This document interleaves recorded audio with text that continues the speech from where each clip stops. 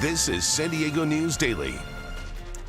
I'm Monica Dean. Let's get right into your top local stories on this Monday. We begin with a moment to honor and remember the end of the Vietnam War and the brave men and women who served in it. This morning on the USS Midway Museum, Vietnam veterans were honored in a ceremony and a new exhibit paying tribute to prisoners of war and their heroic sacrifices.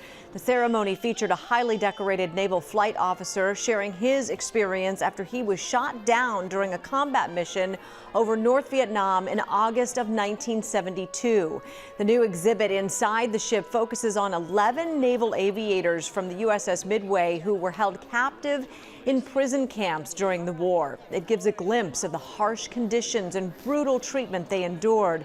Today, all Vietnam War veterans receive free admission to the museum. A brush fire in Santee came dangerously close to homes and businesses in the town center. That fire sparked inside the canyon near the Walmart or Town Center Parkway. Fire crews stopped the fire's forward spread at about 5 acres. At around 8:30 last night, they spent the night mopping up any hot spots there. The deputy fire chief with Santee Fire says they evacuated the Walmart, Michael's, and other stores near that Town Center Parkway. No homes were evacuated, but the flames got dangerously close to people living along River Rock Court. I saw a palm on fire, and I realized that once that palm is on fire, it's going to spread embers. And so very quickly that fire started to spread up the river. Helicopters had a big loudspeaker saying like they're handling a fire, as you can see up here. And we had a bunch of people run out of their houses. We had to all move our cars, and yeah, it was a little disaster going on. Everyone was freaking out. More than 20 fire engines, a water tender, and CAL FIRE hand crews all helped knock down those flames. In just 3 days, 13,000 people will lose their CalFresh food stamps here in San Diego. Changes to federal law make certain groups of non-citizens ineligible for EBT benefits. NBC7's Cecilia Trevino has more on how this impacts many right here in our community. Thousands of families are projected to lose access to EBT benefits and low-cost food. But in such a culturally diverse community like San Diego, the impact goes way beyond. That's so sad because they need to eat, you know? At Leva Market in San Isidro, EBT benefits are crucial for business to operate. Like the 50% of our customers, they buy with EBT. But changes to federal law are limiting eligibility for non-citizens to receive CalFresh starting on April 1st. The signing of the One Big Beautiful Bill. So we've known since last July that these changes were coming. Those changes will now affect refugees, parolees, asylees, and people with deportation or removals withheld, among other categories. The county is urging EBT recipients to update their contact information and immigration status to secure their benefits. There is a possibility that many of these individuals have continued on with their legal process and they have changed status. And we just need to be able to collect and enter that new information into our system. In the meantime, the county says it has stocked up food banks, bracing for those who lose their EBT eligibility.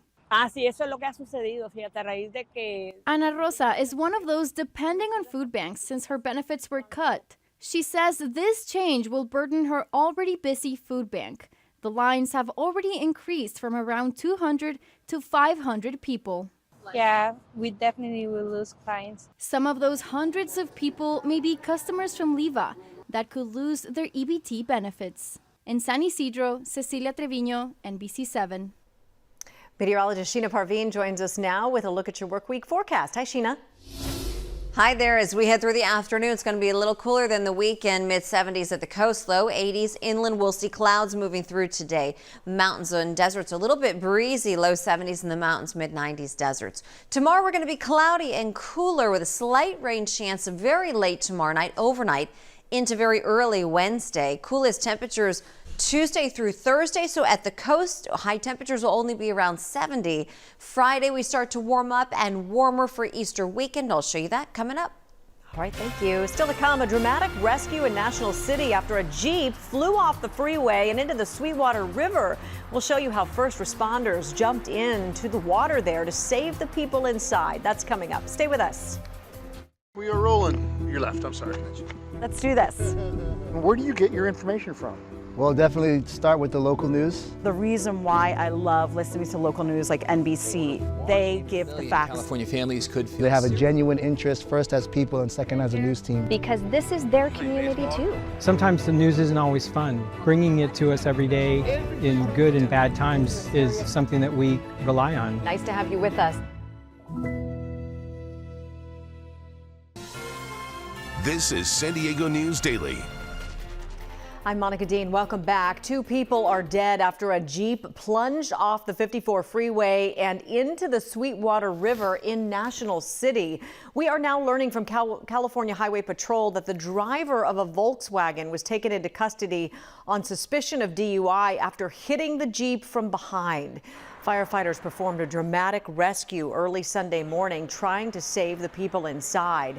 The crash happened on the northbound 5 and the State Route 54 off-ramp.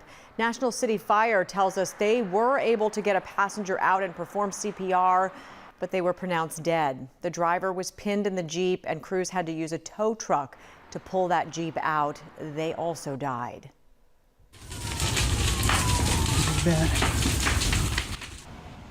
Look at this video. A 33-year-old man has been arrested in connection with a deadly house fire over the weekend in San Marcos. 2 people were found dead inside a second-floor room of that home. Luis Alvarado is now facing charges for their death and starting the fire. Investigators say the fire started just before midnight at the home on Lace Bark Street, and it's not clear what caused that fire.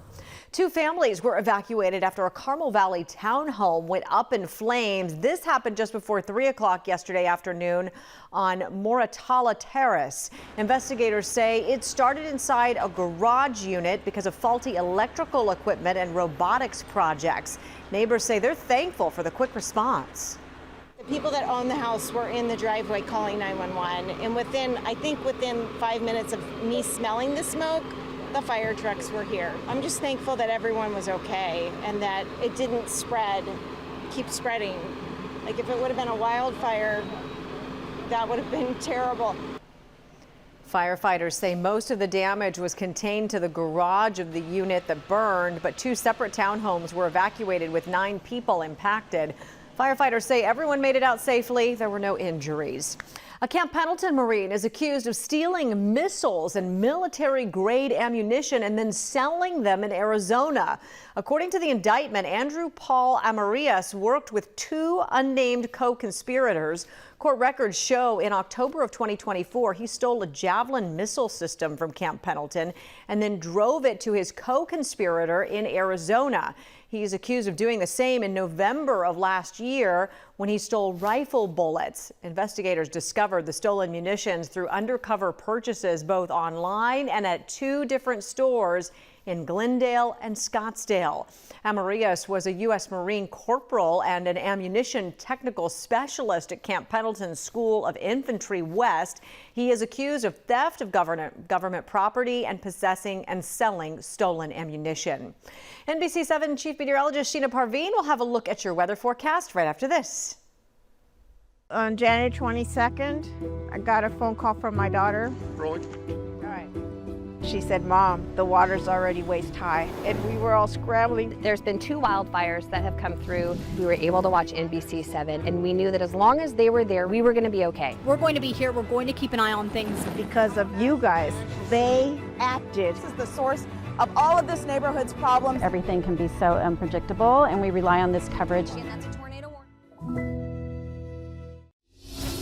Hi there, I'm NBC 7 meteorologist Sheena Parveen. For today at the coast, mid-70s. We'll see clouds passing through, low 80s inland, about the low 70s. For the mountains, deserts, mid-90s, breezy west wind, mountains and deserts. As we head into tomorrow, it's going to be cloudy, cooler than today. Very slight rain chance late tomorrow night, overnight into very early Wednesday morning. Just some light showers. Then we're cool through Thursday. We warm back up for the weekend. There's your Easter weekend. It is going to be warmer, sunny, and dry. So weather is looking good for that. For the mountains and deserts also. I put the knot in astronaut. I've never done anything. I've never done a space. I can't even moonwalk. Project Hail Mary remains at the top spot of the box office, set to become the top-grossing film of the year. The film earned $54.5 million in its second weekend, already earning $164 million domestically and more than $300 million globally. More coverage you count on at NBC7.com. Thanks for watching.